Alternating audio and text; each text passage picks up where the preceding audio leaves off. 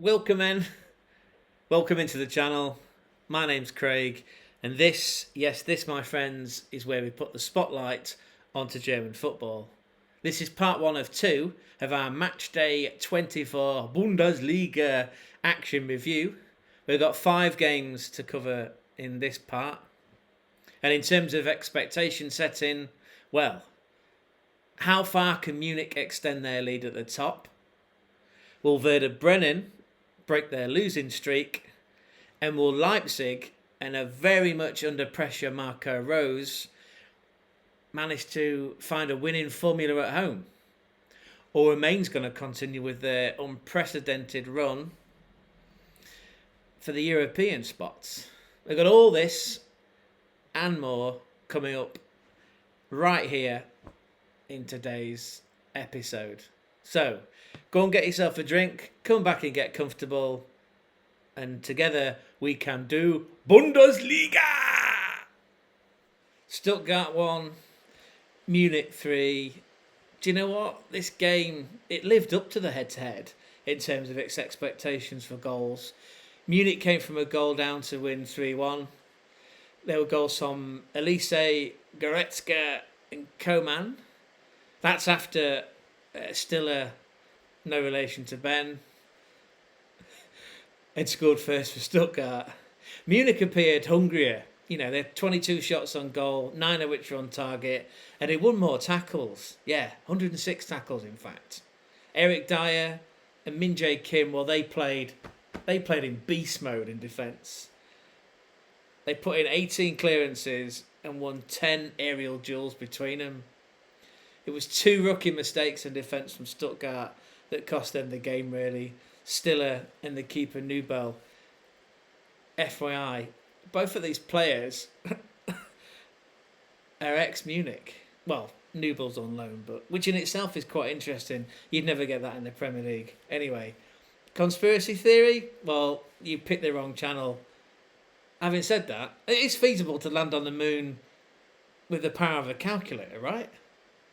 Anyway, outside of all that, Nubel, well, he did still stand up to make 10 saves, but again, it just wasn't enough. If you remember from the preview show, we're trying to get into a format of picking out ones to watch.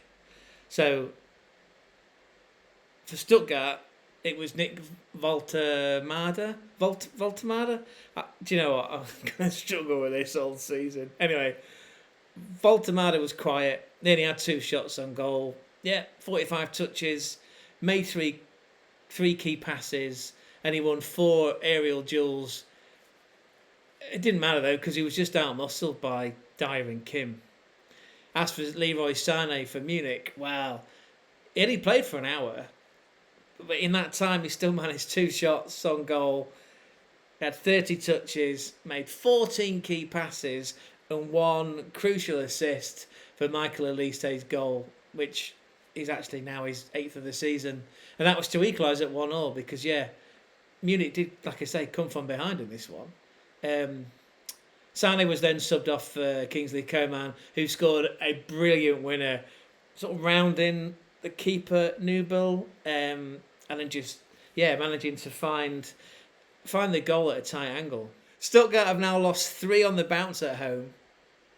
And actually, in each of these games, it's produced 3 or more goals. And it's the 4th time that they've scored first, but have only managed to win 1 of those games. They're stuck in 9th, which is 3 points off a European qualification place.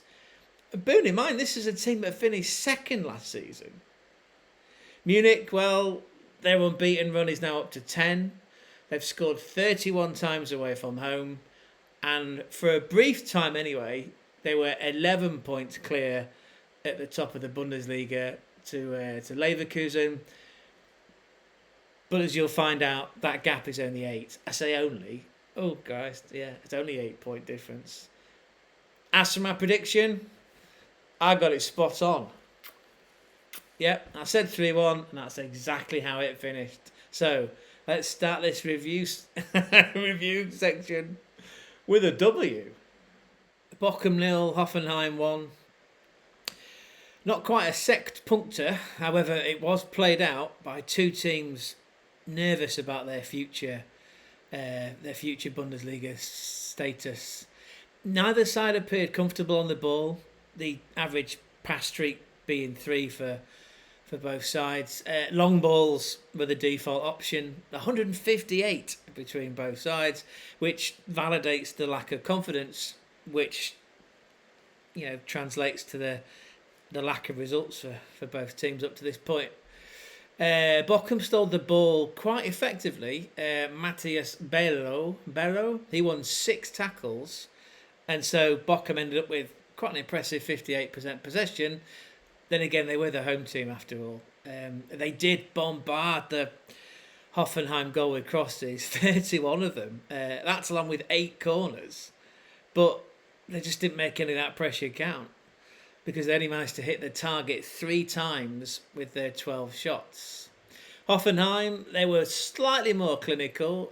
They converted one of their 2 shots on target. That was the golden boy, Tom Bischoff. Yes, he will be missed. Tom Bischoff got the winner on the 72nd minute, and Bochum have now conceded 13 goals from set pieces. Oh, and there was 1 red card to Hoffenheim. It wasn't to an outfield player, it was to the assistant manager, Frank Folling. Now, I wasn't there to lip read, and even then I've got GCSE level German, but I'm pretty sure that based on the anger that was coming out of his mouth, I would have understood what he was saying. Get me to the Greek. Georgios Masouras. Yeah, right first time. Georgios Masouras, he was the one to watch for the home side Bochum. He clocked up 42 touches, 21 of them were passes, and he managed 2 crosses. No outcome, sadly, for his effort, and he was subbed off after 74 minutes. As for Hoffenheim, it's one of my Football Manager favourites in the middle, Anton Stack. He had a shot, didn't go anywhere, but his team still won. It was his teammate that got the goal, right? It was the golden boy, Tom Bischoff. Back to Stack, 1 shot, 1 key pass, 1 interception, 8 clearances. Wow, he was... that ball was following him around everywhere, right? And he won 4 aerial duels. Ended up with a match rating of 7.22. Anton Stack there for Hoffenheim. Hoffenheim have now won 2 away on the spin, which is fascinating because before that game, they only won 2 away all season. They're now unbeaten in 3. That's 3 clean sheets as well, which again is remarkable because all those 3 clean sheets have come away. They are secure in 13th with 25 points. That's 8 ahead of Bochum, who are just stuck in trouble on 17th. In terms of my prediction, I said 0-0. That's an L, I'm afraid. I keep thinking the camera's up there. Werder Bremen 1, Wolfsburg 2. Wimmer on the wall. Patrick Wimmer scored a brace. He scored on the 6th and again on the 48-minute mark. First goal he was set up by the Dane, Andreas Skov Olsen. That's his first assist. The Dane came in from Club Brugge in the January transfer window that's just gone. And the other assist was by the striker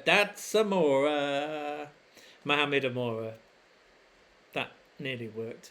Bremen did get a late goal back on the 90th minute from Mitchell Weiser, but it wasn't to be enough. Now, Bremen are allowed to feel hurt, and I say that because they came out top in most of the stat categories. 15 shots, 7 on target. Andreas Silva, who's coming on loan, he hit the post. They clocked up 8 corners. Their team won 22 tackles and blocked 6 shots, so they were resilient. But sometimes in football, you just need to be clinical. Wolfsburg, they controlled more of the ball, and they appeared to be more creative with their passing and dribbling, and ultimately they were just more efficient with their shooting because they scored. Actually, they scored from every single shot that they had on target. So you're scoring at one end, but you've got to keep the ball out the other. So you've got to trust in your defence. And Kevin Muller, as the keeper, he made 7 saves, and he was backed up by his defence. Stan, that's a Greek abbreviation. Konstanas Koulirakis, he won 4 headers. He made 6 clearances, and he was backed up by his centre-back partner, Denis Vavro. Believe he's Slovakian. Yep, Denis Vavro made 6 clearances, wallop, and 2 key interceptions. Jans Starger, sounds right, he's Danish after all. He was my one to watch for Bremen. He had 4 shots, 2 on target, made 2 key passes and 1 assist, and that was to lay on the consolation goal for Mitchell Weiser. He won 3 aerial duels and managed to block 1 key shot. Whereas for Wolfsburg, it was Patrick Wimmer. I pointed him out earlier, and that reflects well on me. 3 shots, 2 goals, that's a brace, like I said. He's now got 3 goals for the season, and that came from having 55 touches and 1 dribble. And he walked off the pitch with a 9.05 match rating. Clap that in. Wolfsburg's unbeaten run now extends to 6, which includes 2 away wins on the bounce. They've scored 5 away from home in their last 3 too. Not 3-2. I mean, they've scored 5 away from home in their last 3. That puts them up to 7th, which is a single point off Leipzig in the hunt for European qualification. Bremen's woeful form continues, sadly. They've now lost 4 in a row. That's the last 2 at home that they've lost. Actually, they've conceded 13 in their last 5 matches. And it feels like their European ambitions are slipping away quite fast, because they're 8 points off Leipzig. As for my prediction, whoa! Got another W. I was spot on. I said 2-1. And thanks to Patrick Wimmer, that's exactly how it finished. Crystal Palace 0. I'm joking. FC Heidenheim 0. Monchengladbach 3. Gladbach came out the blocks quick in this one. Yeah, that early goal from Robin Hack on the 6th minute, that rattled Heidenheim, who just struggled to cope with the opposition's aggressive play. Nathan Ngormu, he scored on the 18th minute. And to be honest, from that point, Gladbach never looked back.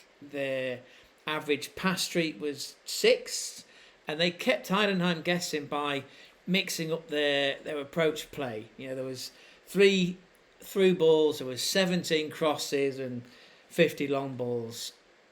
Heidenheim, to be fair, had a go. 20 shots, 5 of which were on target, even hit the post too. It's a similar story to Werder Bremen though, that sometimes you just need to be more clinical. Shout out, by the way, to Julian Weigl, or Weigl. He contributed the assist for Robin Hack's opening goal, and also made a deposit with 3 clearances, 2 interceptions and 1 blocked shot.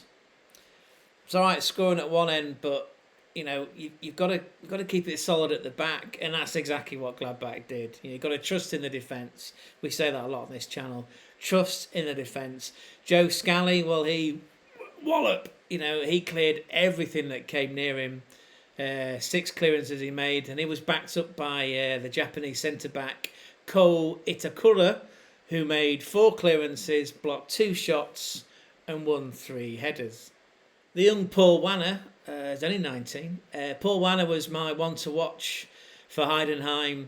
He had 2 shots, 40 touches, contributed 28 passes, which includes 2 crosses. That said, he was subbed after 70 minutes. You know, again, he's still young. He's only 19, so he's got lots of time and space to improve his game.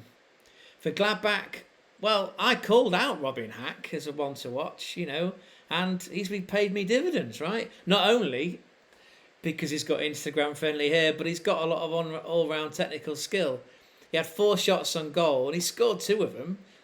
Even managed to put in 1 cross out of his 50 touches. So he absolutely earned his applause when he was subbed off on the 78th minute. Came off with an 8.50 match rating. Clap that in. When all said and done, Heidenheim played like a team that are stuck at the bottom, and that's exactly where they are. They're 18th with a paltry 15 points. They've lost 4 out of the last 5 at home. And that's 5 times now they've conceded inside the opening 10 minutes. Gladbach, well, they've now won 3 away on the spin, and they needed that because it keeps their European qualification hopes alive. They're in 8th place, just a point off Leipzig, which everybody seems to be at this minute in time. As for my prediction, no. I thought I'd got it, but I hadn't. No, my prediction was 1-0 Gladbach. So I got an L, and I got an L by being out by 2 goals. RB Leipzig 1, Mainz 05 2. Leipzig scored the early goal. It was Xavi Simons in the first minute, and you felt this is going to be the day when they break their 2-game winless streak. It's also worth noting that Leipzig have scored first in 12 matches and gone on to win 9 of them. However, they're up against a Mainz team that just play without fear. In fact, they're one of the most fluent attacking teams away from home this season, who have scored 14 goals from open play. 2 of those have been on the counter-attack. Mainz stole the ball off Leipzig on several occasions, and they made their through balls and crosses count, and they ended up producing 12 shots on goal from open play. And it was 2 quick-fire goals that swung the game towards Mainz in the second half. Amiri on the 58th with an assist from Paul Nebel, and Jonathan Burkardt, who scored on the 58th minute. That's for his 14th goal of the season. I've got to give the credit to Amiri as well. That's his 3rd assist of the season.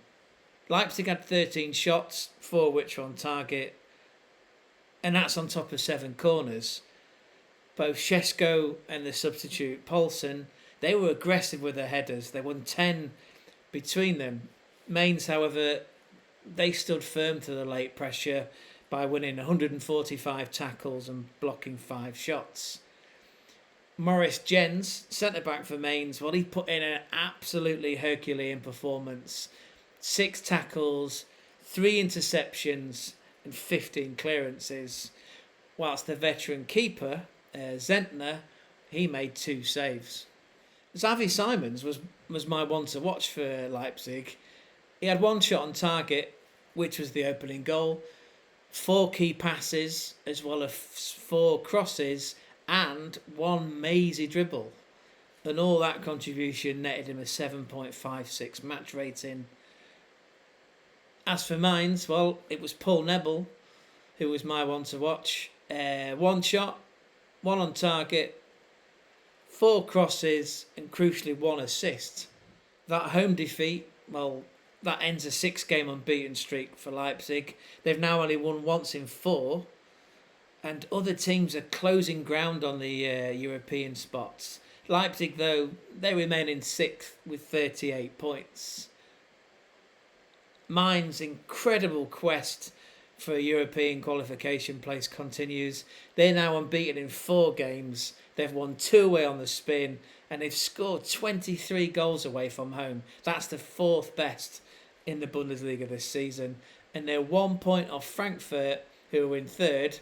So, for Mainz, that Champions League spot, that's still on the cards.